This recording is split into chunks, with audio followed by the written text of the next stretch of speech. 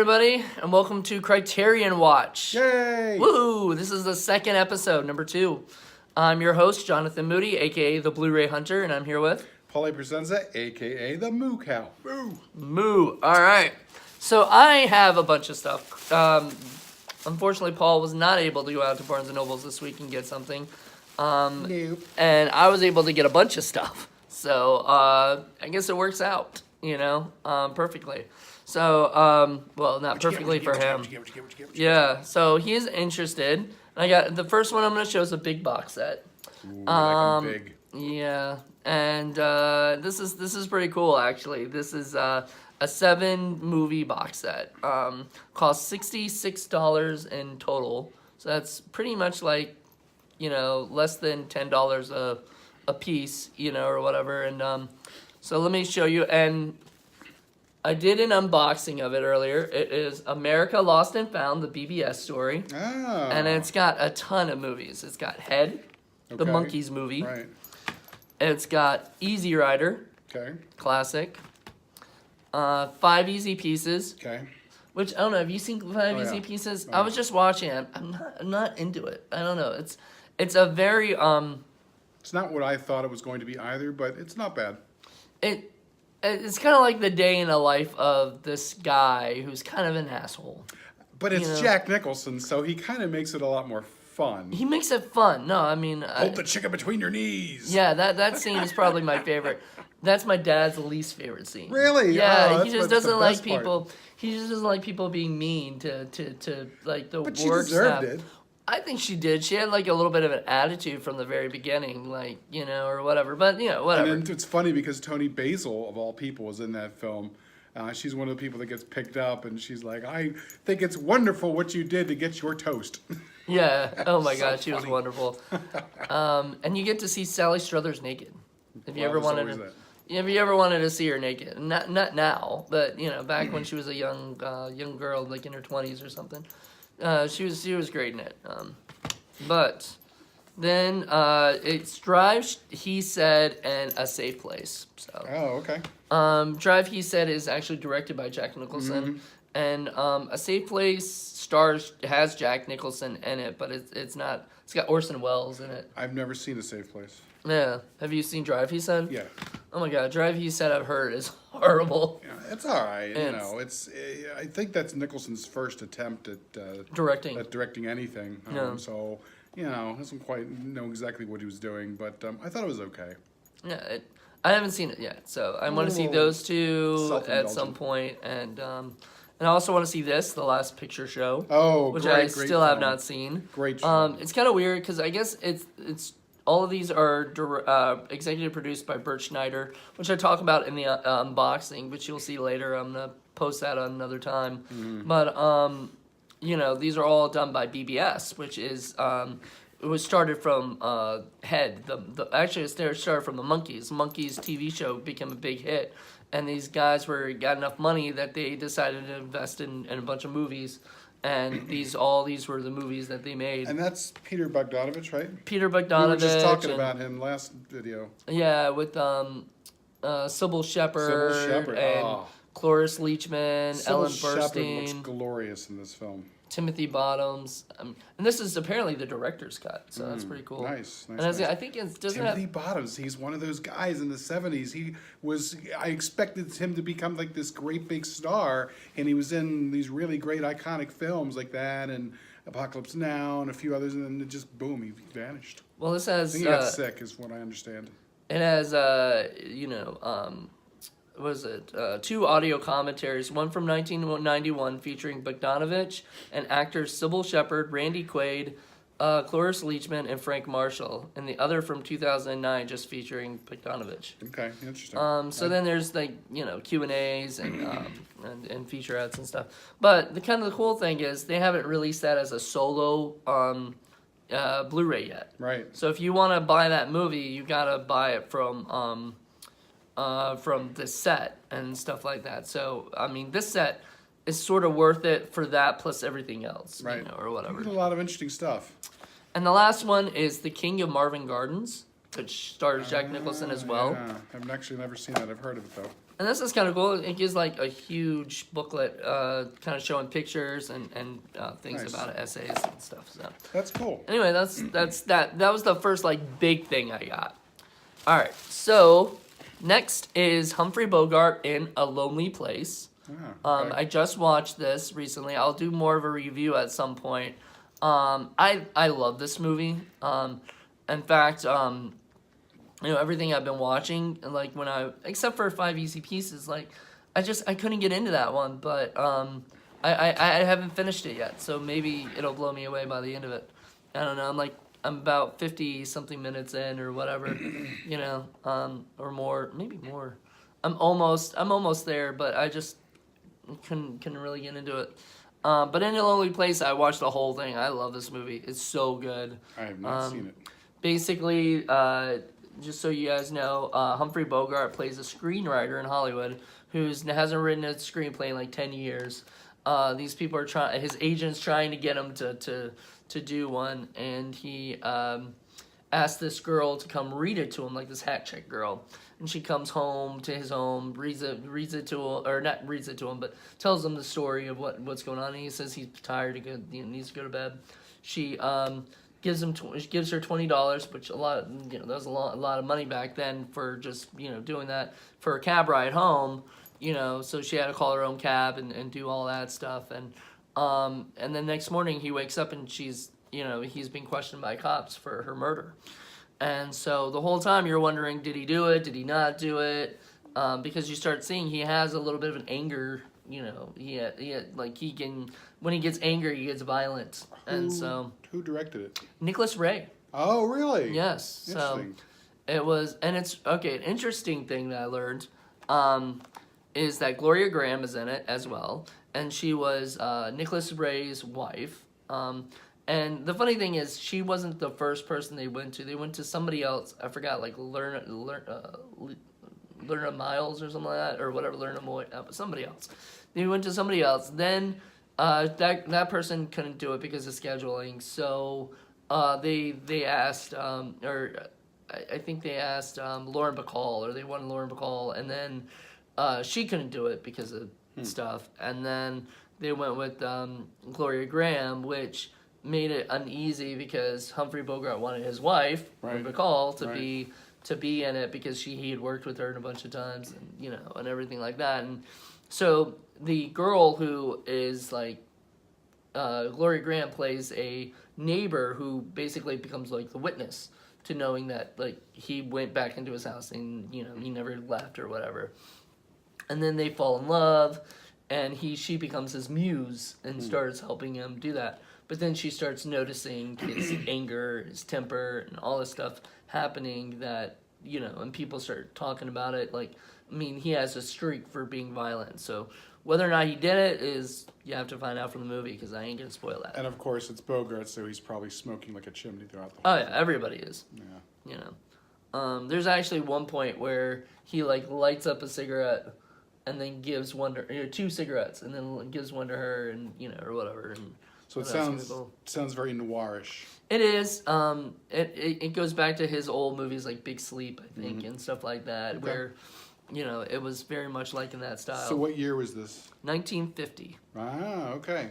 Oh, last thing I'll So say it's later. is Gloria Graham got married to Nicholas Ray before, and then they did this movie, and then I don't know if it was after or during that they split, because she was having sex with his stepson. Oh my goodness. That was 13 years old at the time. Whoa.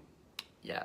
So there Wow. was. So they split, get divorced, and then she a few years later marries the stepson. So if you look at it, it's like there's 2 Rays that she was married to. It was crazy. Holy Roman Polanski. I know, but like I'm like wondering if like see that's the funny thing is like people. I mean, nobody really knows who Gloria Graham is. Right. Like, everybody knows who Roman Polanski is.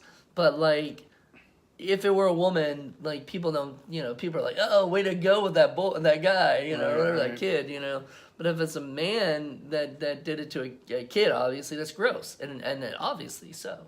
But it is still gross that, like, that this, our society should know that. That's gross.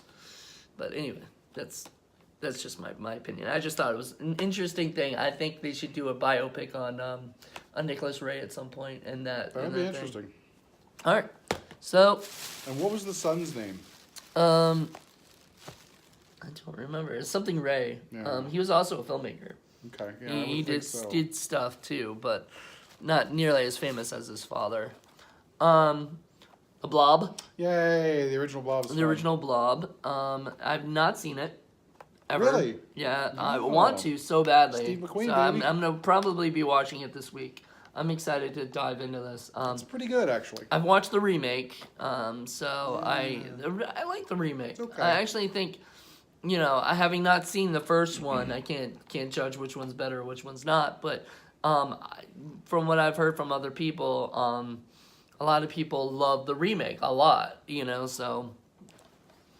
And as you can see, I'm in a Snuggie because I'm a little sick. You can tell from my voice too. Been also drinking some green tea here, so wanted to mention that. So it's not my typical soda, but I'll be drinking soda later, I'm sure.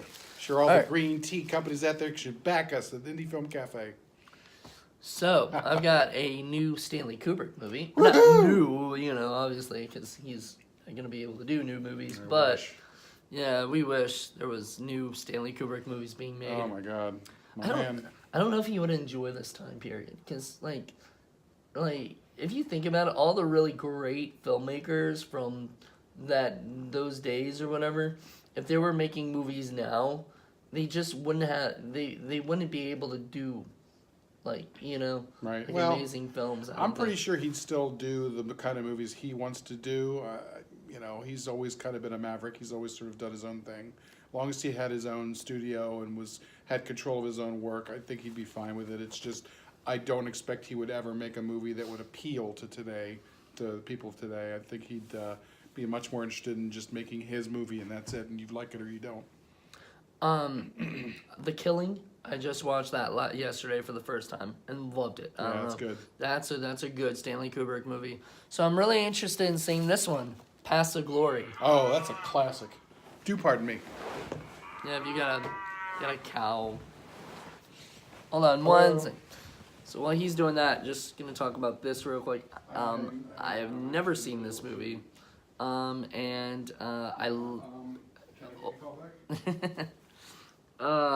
this is what happens when you're shooting a video Okay. at a. I can tell you we're doing a thing. Yeah. So anyway, this I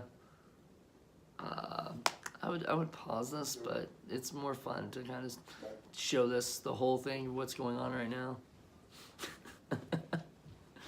All right, family or Family. friends? Okay. Alrighty. So, Past the Glory. Great movie, great film. Did once again never seen it. Gonna watch it. Probably either this week or next. I think it's funny because I am gonna be diving into the Criterion films more so this month than any probably other time because I've got a lot that I want to watch, and then once I finish like collecting all the movies and stuff that I want to get, I also want to I want to do a top 10 of the ones that I've seen, right, or the ones I own. My top 10 favorite. I already got a couple that I'm super excited about talking about. But yeah, a great film, beautifully shot, wonderfully acted, and could be one of the greatest anti-war films you're ever gonna see. So there you go. All right. And the creme de la creme. I had to save the best for last because we're gonna have a talk about this. We in a do like second. the creme. And We loves the creme. yeah. So here's a movie that I've talked about how I will never watch, and I ended up buying it because it's a classic. And I don't know if he knows what it is yet or not, but it's Night of the Living Dead. Yay! And I watched this last night to so that we could talk about it and everything, and what my thoughts were. And I watched the whole thing. I didn't because a lot of times I had stopped and I just got bored by it before. And this time, I think it was when I was younger that I watched it, and I didn't like. I still am not a huge fan of zombies. I'm not gonna like. This movie didn't turn me around and go, "Oh my god, zombies are great." I like zombie comedies like Shaun of the Dead more and things like that. But I will say that this movie is amazing. Hell yeah. I will switch my words around and say that because it starts off all. I mean, that doesn't really even start off slow, to be honest. I don't know why I thought so. Barbara. Yeah, I mean, with the brother and sister relationship between Johnny and Barbara, you know, and her running off from, you know, being attacked by Bill Heinzman, who I met. And I think I also saw that guy play the sheriff at a horror convention once before he passed away in 2016. He was, you know, he seemed like a really nice guy. I didn't really get a chance to talk to him or anything. But, like, it was kind of cool. Like, I mean, these guys went out and they made an independent movie. The one thing I'll tell you what I didn't like, and I'll tell you what I loved. Okay? What I didn't like is Barbara. Did not like her whatsoever. Thought she was the most useless fucking character in the world. Yeah, a lot of people have that opinion. I love Judith O'Dea, who plays her. Like, I've seen her in other things, and I think she's wonderful.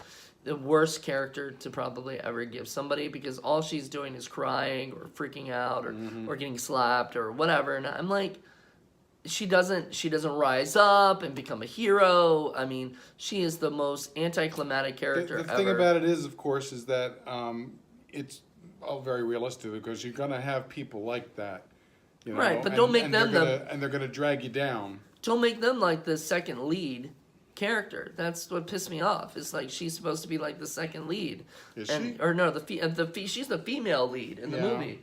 She's the female lead in the movie, so she's the second lead in the movie. Ben is obviously the first one and everything. Now, I've not seen the remake yet, and I kind of want to see it, the one that Tom Savini did, because I want to see if they changed her character at all. You know, don't tell me. I want to see it at some point. I don't know if you've seen it or not, but I want to see what they did with it to make it a little bit different than the original. Because honestly, I hated her character. Thought she was the worthless, like, piece of crap. I love Ben. Ben is like one of my favorite characters. Also didn't like Well, the other guy. I mean, remember this is really. I mean, the zombies are secondary to the whole social commentary thing, and the whole breakdown of society into its constituent parts is part of what I believe the director's going for, and so that's really what. Even though she's annoying, she's playing her role as that person, that type of person who's going to just wig out and become worthless and useless and be an anchor and drag down everybody else, and to the point where actually she gets people killed because of that, you know. So that's kind of the whole thing with her. And while I understand not liking it, I understand exactly why she's in there and what her role is. Yeah, it's a thing where I guess, like, I mean, I understand that. I just still didn't like her. From an entertainment point, it can be it's a tough thing to have to sit through. I understand. Well, not just that. It's like, because as a screenwriter, you know, I guess, you know, it was his, you know, it was John Russo, whatever his name is, the guy who wrote it. It's his first, like, big script and, you know, things like that. He didn't know any, I don't think he might have gone to school for it, but he didn't really know too much about screenwriting and character development. And the one thing that you do for your leads generally is you create a character who becomes, who rises up at the end, you know, right? Starts off meek and weak and sad and pathetic and everything like that, but then becomes this hero at the end because she's dealing with all these things and she you know, rises up and does something about it. This character doesn't do that at all, and in fact, all the characters never change. They're the characters throughout the whole thing. And I've always had an issue with, and that's why I don't like a lot of movies today, because everybody's apparently a hero, and it's always the world has to be saved. As long as the hero changes, as long as they go through some kind of a change, whether they get better or whether they digress, either way is really what's important. And as far as her character goes, remember too, in the context of what was happening at this time, this was a whole new type of zombie / ghoul movie. It hadn't really been shown before. So to have somebody automatically start, you know, especially for a female to start fighting back, I don't know. I think that might have been a little less believable than the zombies rising from the grave. Yeah. You know what I mean? I think we had to wait a few more years, and in fact, we do with Dawn of the Dead later on, before you start seeing the woman being a stronger character and fighting back and doing all that. But in the late '60s, you know, with this new type of zombie, I think that was a lot to ask for, frankly. But you know, that's my opinion. Hey, I agree. And you know what? I'm not gonna. I'm gonna say that maybe, you know, I mean, and maybe I need to rewatch Dawn of the Dead as well, because I really hated that Oh my movie goodness, great as movie. well. And mainly because I don't know, I just got bored by it. I don't know, like the people didn't interest me as much. But maybe that was also, once again, You know, sometimes when you see the movies of your youth and you think a particular way, you know, 10, 15, 20 years later you watch it and you're like, you're in a very different place, and maybe you see things differently or understand things differently, and maybe things just talk to you differently than they did when you originally saw it. And that's what happens sometimes. Sometimes you can see a film and you don't like it at first, and then later on you see it and you're like, why didn't I like this? I really dig this now. I get it. Or the opposite could happen. You can see a movie that you thought you loved, and then later on you watch it again and you're like, why did I enjoy this? What a piece of crap. You know, it happens. People's tastes change over time. Well, I'm gonna tell you what I loved. Okay, the one thing I really loved is the zombies in this movie. Oh yeah. They were breaking stuff. They were throwing rocks. I've never seen zombies do that. Even today, people don't have their zombies do that shit. They just have them go and that's the one thing I hate about zombie movies today is there's no a lot of times there's no creativity. There's just zombies walking around trying to bite people and stuff like that, or very you know, mindless. yeah, very mindless. Funny. No pun intended, right? Or was there a pun intended? Brains. There was one I heard about just recently called Eyes of the Dead, where I've you heard of see it in the perspective of the zombie. Right. And I think when you do stuff like that, I'm interested in seeing that, because it's different. But when you have a movie where the people are just walking around and eating people, the other thing I loved about it is he never said zombie in the movie, not once. They said ghouls. Right. So these things were supposed to be ghouls. Right. But what we know today as zombies was actually never originally known as zombies. So Right. You had to go through the whole zombification process, and that was wrapped up in voodoo and, you know, Haiti and all that kind of stuff. And that's why I always said, you know, it's a very different situation than, say, White Zombie or I Walk with a Zombie or any of those earlier zombie movies from the 30s and 40s and even the 50s. This was a radical change. And unfortunately, people conflate the two together. They're really, really different. And today's movies really more about ghouls, not about zombies, but that's not what people talk about. That's, you know, they call them zombies. call them zombies, which is fine. You know, it is. We understand the parlance, even though it's fairly incorrect. Well, But that's great, and that's the other thing I want to say about that. I have not seen the Criterion version. I would love to, but the thing is, that is one of those movies that is in the public domain, which means that there are so many different shitty versions of it floating around out there. And that was really what you would always get, is the cheap, crappy version out there. That, I bet, is going to look glorious. However, at the end of the movie, when it's done, there's a copyright, 2016. Good. So I'm wondering if technically it's not technically in the public domain anymore. Well, the restoration probably is now. Okay. That's Well, probably what that refers to. I don't know. You'd have to get a lawyer to make sure that you're not gonna get sued over this shit. So Oh, yeah. I'm sure there'll be shitty versions of that floating around, but if you want to see a good, probably the best version you'll ever see, I'm sure that's the one to see. it was beautiful. It looked beautiful. That's a so. Blu-ray? It's a Blu-ray. Oh yeah, I can just imagine. I'll have to check that out. Yeah, definitely. So maybe we'll do a review of it. At That some would be point. great.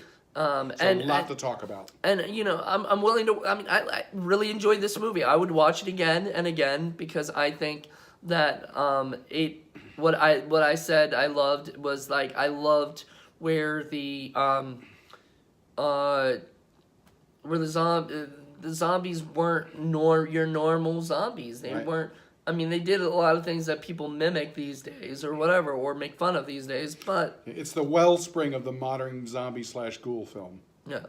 I enjoyed it a lot more than I even thought I would. I mean, I bought it. I bought it in a sale because, I figured it was a classic. It's something that we could probably talk about on the show, like do a review of or something, and do like a real talk about. Everybody loves this movie. So when I was like, I don't know if I'll like it or not, like I showed it to my friend who works at the comic book shop. And he was like, "Mister, I hate zombies," and I was like, "Hey, you know what? I'm gonna give it a shot. Well- Worst comes to worst, I spent $20 on it. I would have given it to you or something. 20 But now I don't bucks want it. Now I want it." Well, and then for me, I have very sentimental reasons about this because if you guys remember way, way, way back when we did our very first video for Indie Film Cafe and we talked about what is the movie that got us into independent films and horror movies in general, this is the movie that I brought up because when I was a little kid, I got brought to see that by my brother at a drive-in way back in the late 70s. Early 80s, and it just blew the living hell out of me and scared the shit out of me for years, especially since I live so close to a cemetery. So I was like, oh my God. Zombies So are coming. yeah. So, and it has always been the movie that sort of I hold up to against a lot of other films when I think about it. Not just because for sentimental values, but just for how it was so transformative in horror in general and just the way that few minutes of Hey, sorry about that. We got kind of cut off right there. yeah, everybody wants this. What can I say? I got a call while I was in the middle of doing this, but we gotta finish this real quick. All right, the magic of editing will fix that. Oh, not really. It's just gonna go clip, right there. So whatever. It is, but anyway, sorry about that. We gotta wrap this up. But thank you guys for checking this out and everything. Hope you guys enjoyed it and stuff. Please give us likes and subscribe and do all that stuff. Sorry, it's like abrupt. And just you wait, we're going to be putting out a new movie called Night of the Monkey Zombies. Maybe. Night of the Monkey Dead. All right. Bye, guys. Bye.